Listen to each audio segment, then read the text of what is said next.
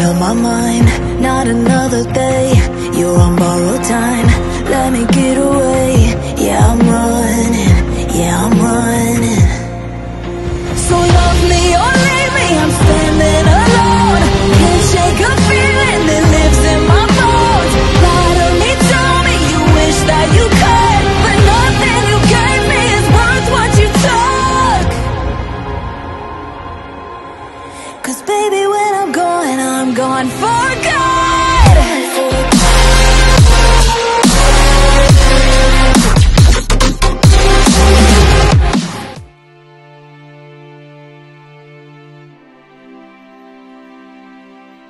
Melanjutkan dari kisah sebelumnya. Sebelumnya dalam perjalanan menuju utara, Xiaoyan dan Longyan menemukan sarang naga yang kosong.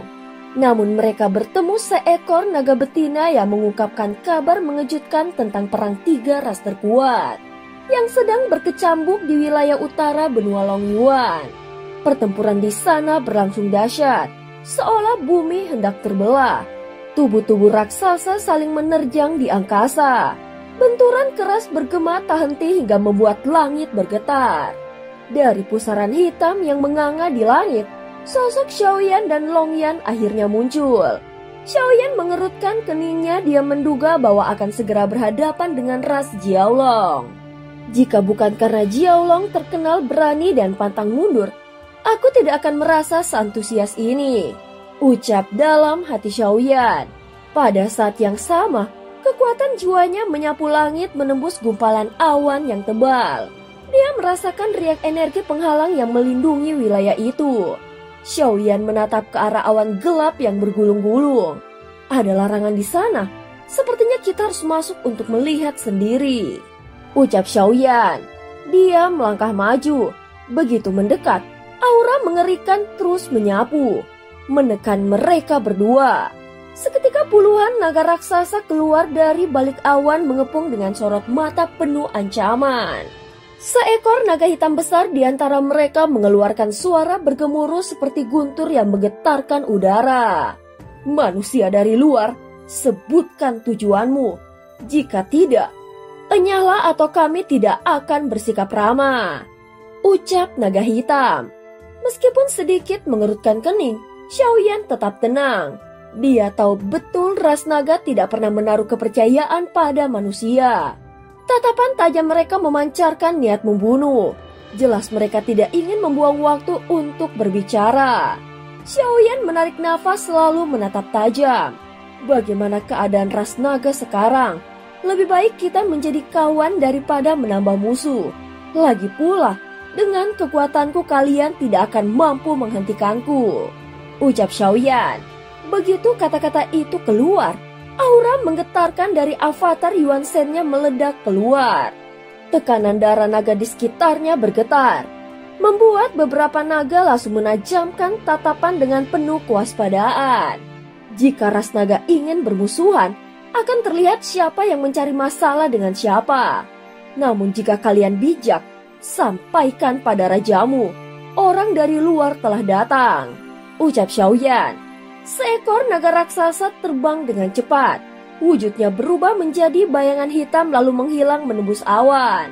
Tak lama kemudian, dia kembali dalam wujud manusia dan membungkuk dengan hormat. Atas perintah raja, silahkan masuk, ucap utusan naga. Suasana tegang yang semula menekan perlahan mencair menjadi penuh kehormatan. Xiaoyan mengangguk dan melangkah melewati lapisan larangan, merasakan bahwa pertahanan tersebut tidak sekuat yang dia bayangkan. Formasi mereka lemah. Ras naga ternyata tidak terlalu mahir mengendalikan penghalang ini. Setelah beberapa saat, di balik awan itu terbentang ruang luas di mana hampir seluruh naga menampakkan wujud asli mereka. Hanya sedikit yang memiliki bentuk manusia. Meskipun dua kaki dan tubuh manusia dianggap sebagai bentuk terbaik untuk bertarung, lebih cepat, lebih lincah, dan tetap mempertahankan kekuatan luar biasa mereka. Saat Xiaoyan dan Longyan melangkah masuk, puluhan tatapan tajam tertuju pada mereka. Suasana yang penuh kewaspadaan menambah berat aura penindasan yang seolah menekan dada mereka. Mereka Mereka diarahkan menuju bagian terdalam tempat para naga terkuat berkumpul. Melintasi barisan naga raksasa, terasa seakan berjalan di antara gunung-gunung hidup yang bergerak. Tekanan yang mendidih hati semakin kuat hingga membuat bulu kuduk meremang. Banyak naga menggeram rendah, seolah menyatakan bahwa keberadaan dua manusia ini adalah ancaman yang tidak seharusnya ada di tanah leluhur mereka. Akhirnya setelah melewati gerombolan naga, Xiaoyan melihat sebuah tubuh naga raksasa yang begitu besar hingga ujungnya tersembunyi di dalam awan. Namun yang membuatnya terkejut bukanlah ukuran naga tersebut, melainkan aura menakutkan yang dipancarkan setidaknya setara dengan tingkat kelima keabadian para dewa. Saat ini naga raksasa itu mengeluarkan suara bergemuruh. Lalu perlahan tubuh besarnya terurai menjadi bayangan hitam dan menyatu membentuk wujud manusia. Sosok itu berdiri tegak bak raksasa kecil. Tubuhnya kokoh seperti gunung, wajahnya keras laksana pahatan dari baja. Tulangnya lurus dan kuat, memancarkan kesan dingin yang tidak tergoyahkan.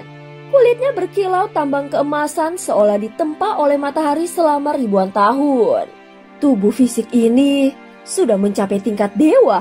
Tidak heran tekanannya begitu berat. Ucap dalam hati Xiaoyan. Jelas pria ini bukan naga biasa. Dia adalah penguasa tertinggi ras naga. Raja naga sejati. Tatapan sang raja jatuh pada Xiaoyan. Matanya menajam seolah mencoba memastikan sesuatu. Apa benar ini kau? Ucap Raja Naga.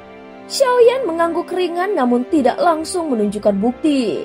Antara aku yang sekarang dan aku di kehidupan sebelumnya tentu berbeda. Ucap Xiaoyan. Raja Naga terdiam sejenak lalu berkata dengan suara yang berat menggetarkan udara. Baiklah, aku adalah Xuan Huang, Raja Naga. Ucap Raja Naga. Pada saat ini Xiaoyan juga memperkenalkan diri dengan tenang. Meski auranya jauh lebih lemah, Xuan Huang sama sekali tidak menunjukkan sikap meremehkan. Namun Xiaoyan bisa merasakan auranya yang tidak stabil.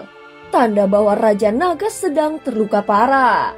Ternyata Xuan Huang pernah disergap oleh ras Jiaolong dan Phoenix. Bahkan tubuhnya diracuni oleh racun mematikan Phoenix. Aku terluka parah karena pengkhianatan klan Jiaolong dan Phoenix. Jika aku berhasil pulih, aku akan segera menuntut balas. Ucap Xuan Huang. Xiaoyan berpikir sejenak. Lalu membuka telapak tangan dan mengeluarkan pil pemecah racun Tianling. Coba telan ini, lihat apakah bermanfaat. Ucap Xiaoyan. Xuan Huang sempat ragu namun akhirnya menelannya. Begitu obat itu masuk, energi pil bekerja dengan cepat. Darahnya bergejolak hebat, dia segera duduk bersila menstabilkan energi yang kacau. Hingga akhirnya memuntahkan darah hitam kental. Aura tubuhnya melonjak, sorot matanya kembali jernih. Terima kasih. Racun di tubuhku sudah bersih lebih dari setengah. Ucap Xuan Huang. Selama ini di dunia Sanhai hampir tidak ada alkemis sejati. Sehingga dia tidak pernah menemukan penawar racun Phoenix. Kini berkat pil yang diberikan Xiaoyan, luka dan racunnya terkendali. Waktu kita tidak banyak. Kita harus segera bergerak menuju ras Jiaolong. Ucap Xiaoyan. Awalnya mereka hanya berencana bertahan, bukan untuk menyerang. Namun dari sikap Xuan Huang, Xiaoyan menyadari bahwa naga ini benar-benar memikul beban dunia di pundaknya. Mengingatkan Xiaoyan pada kesan lamanya tentang sosok yang sanggup menopang seluruh dunia seorang diri.